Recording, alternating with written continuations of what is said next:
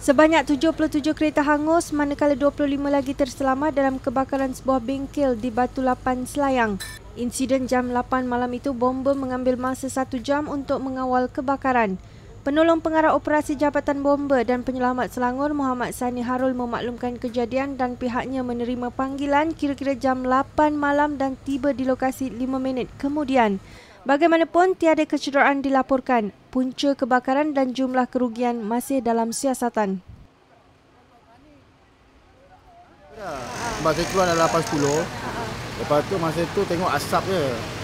Tak nampak lah dia punya api lagi sebab dia punya dinding semua dalam keadaan berzing kan. Jadi bila nampak tu kita telefon bomba lagi.